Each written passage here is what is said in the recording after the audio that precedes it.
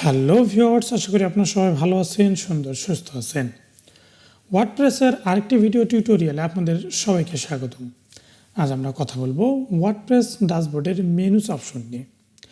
Menu অপশনের বিশদ বিস্তারিত থাকতেছে আজকের ভিডিওতে। তো চলুন শুরু করি। আর শুরু করার আগে আপনারা যারা আমাদের চ্যানেলে নতুন তারা অবশ্যই আমাদের চ্যানেলটি সাবস্ক্রাইব করবেন এবং পাশের বেল আইকনটি বাজিয়ে দেবেন সবার আগে নতুন ভিডিওর নোটিফিকেশন পেতে। সেই সঙ্গে যারা ফেসবুক পেজ থেকে ভিডিওগুলি দেখতেছেন তারা অবশ্যই আমাদের পেজটি ফলো করবেন, ভিডিওগুলিতে লাইক দেবেন এবং শেয়ার করবেন। তো চলুন ইন্ট্রোর পর ফিরে আসি।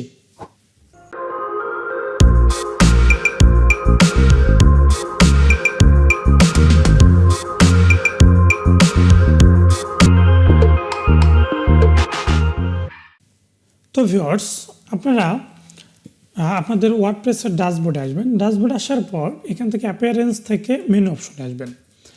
মেনু অপশনটার মূলত কাজ হচ্ছে, এখানে দেখেন যে আমাদের যে ওয়েবসাইটটি রয়েছে, যে ওয়েবসাইটের কাজ করতেছি, এখানে যে হোম অপশনটি রয়েছে অর্থাৎ প্রাইমারি মেনু বারটি, এই প্রাইমারি মেনু বারটি এটি হচ্ছে primary and social menu bar. কারণ এখানে একটি মেনু বার রয়েছে, এই কারণে দুইটাই ধরতে হবে। তো এই মেনু বারটিতে যে ধরেন যে ক্যাটাগরিগুলো থাকবে, সেই ক্যাটাগরিগুলোই মূলত ম্যানেজ করা, লিঙ্ক করা, পেজ লিঙ্ক করে দেয় এই ক্যাটাগরিতে। এগুলোই হচ্ছে এই মেনু অপশনটির কাজ। কোন মেনুটির আন্ডারে কোন সাব মেনুটি থাকবে, আবার কোন সাব মেনুটির আন্ডারে আরেকটি সাব মেনু থাকবে, এগুলো মূলত এই মেনু অপশন থেকে ম্যানেজ করা হয়ে থাকে। ঠিক আছে? তো যেমন ধরেন আমরা কিন্তু এর আগে আপনারা যখন প্রথম দিকে মিডিয়াতে যখন টিউটোরিয়াল দেখাইছিলাম মিডিয়া অপশন থেকে, এখান থেকে কিন্তু আপনার ক্যাটাগরি কিন্তু তৈরি করা যায়। ঠিক আছে? তো এই যে দেখেন, এখান থেকে আমরা কিন্তু কিছু ক্যাটাগরি তৈরি করেছিলাম। যেমন আপনাদেরকে যদি দেখাই, প্রথম দিকে ক্যাটাগরি তৈরি করেছিলাম বাংলাদেশ টেস্ট এবং ডিফল্ট আনক্যাটাগরাইজ রয়েছে। এগুলো কিন্তু আমরা আপনাদেরকে দেখিয়েছিলাম। কিন্তু আমরা চাইলে এখান থেকে ক্যাটাগরিগুলো তৈরি করতে পারি। এখান থেকে ক্যাটাগরি তৈরি করার সুবিধা একটি হচ্ছে, আপনার পরবর্তীতে মেনু যখন তৈরি করবেন তখন আর নতুন করে কোনো পেজের লিঙ্ক আপ করতে হবে না। ঠিক আছে? আর যদি আপনারা মেনু থেকে ক্যাটাগরিগুলো তৈরি করেন তাহলে এখানে আবার আপনাকে কি করতে হবে, আবার পোস্টে গিয়ে ক্যাটাগরি তৈরি করতে হবে এবং ক্যাটাগরি তৈরি করার পর ওইখানকার ওই ক্যাটাগরির লিঙ্কগুলো আপনাকে এখানে আবার মেনু অপশনে নিয়ে এসে কাস্টম লিঙ্কে বসাই দিতে হবে। ঠিক আছে? সেটি কেমন দুটি দেখাচ্ছে আপনাদেরকে। যদি আমরা ক্যাটাগরিতে যাই, দেখুন ক্যাটাগরি থেকে ভিউ অলে যদি আসি তাহলে দেখবেন আমাদের ক্রিয়েট করা ক্যাটাগরিগুলো এখানে রয়ে গেছে। কিন্তু নতুন করে যদি আবার এখান থেকে ক্যাটাগরি তৈরি করতে চাই তাহলে আমাদেরকে কাস্টম লিঙ্কসে যাইতে হবে। কাস্টম লিঙ্কসে যাওয়ার জন্য ধরেন এখান থেকে আমরা ক্যাটাগরি তৈরি করলাম টেক, অ্যাড মেনু। ঠিক আছে? আমাদের মেনু একটা তৈরি হয়ে গেল। কিন্তু এখানে দেখুন, এখানে ক্লিক করলে কিন্তু আমাদের কোনো পেজে যাবে না, কারণ এখানে আমাদের কোনো লিঙ্ক দেওয়া নেই, ইউআরএল দেওয়া নেই। ইউআরএলটা এখানে দিতে গেলে আমাদের এখান থেকে পোস্ট ক্যাটাগরি থেকে এই টেক নামে একটা ক্যাটাগরি তৈরি করার পরেই ওইখানকার লিঙ্ক এখানে দিলে মূলত কাজ হবে, তার আগে কিন্তু হবে না।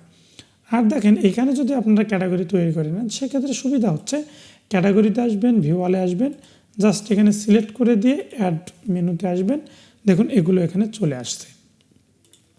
তো এই যে এগুলো এখানে চলে আসলো, এগুলো সুবিধা দেখেন, এখানে নতুন করে আপনাকে ক্যাটাগরির লিঙ্ক বসাইতে হবে না, ইউআরএলগুলো বসাতে হবে না, এগুলো অটোমেটিক বসানোই থাকবে। এই সুবিধাগুলো আপনারা এখানে পাবেন। তো এখন যদি আমরা দেখি যে না, বাংলাদেশটা সবার উপরে থাকবে, তারপরে বাংলাদেশ থাকবে। ঠিক আছে? এবং আমরা চাই যে এই টেকটা এখানে থাক, টেস্টটা এই বাংলাদেশের সাব ক্যাটাগরি হোক। ঠিক আছে? এটা কিন্তু সাব ক্যাটাগরি হয়ে গেছে। যদি বলি যে না, এই বাংলাদেশটা আবার টেস্টের সাব ক্যাটাগরি হোক তাহলে কিন্তু সাব ক্যাটাগরি হবে। যদি বলি এইটার সাব ক্যাটাগরি হোক তাহলে কিন্তু এইটার হবে। ঠিক আছে? আপনারা যেটা পাবেন এইভাবে একটু সরাসরি করে দিলেই হবে। তারপর আপনারা এখান থেকে সেভ করে দিবেন। ঠিক আছে? এটা প্রাইমারি করে দিবেন, যেগুলো প্রাইমারিতে রাখবেন প্রাইমারি করে দেবেন। ঠিক আছে? চাইলে দুইটাই করে দিতে পারেন, যেহেতু আমাদের একটা দুইটাই করে দিতে পারেন, কোনো সমস্যা নেই।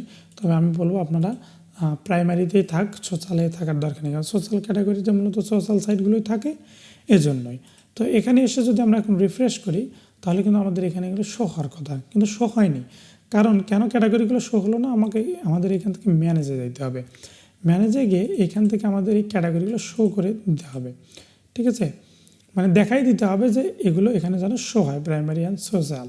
তো কেন, দেখুন এখানে আমাদের এই আন্ডারে এগুলো রয়েছে। তো এখন যদি আমরা রিফ্রেশ করি তাহলে দেখবেন যে আমাদের এই ক্যাটাগরিগুলো চলে আসছে।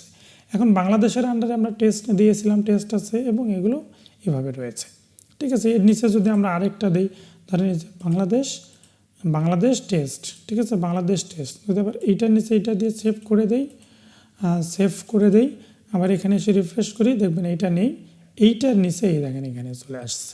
ঠিক আছে, মূলত ক্যাটাগরিগুলো এভাবেই ম্যানেজ করা হয়ে থাকে।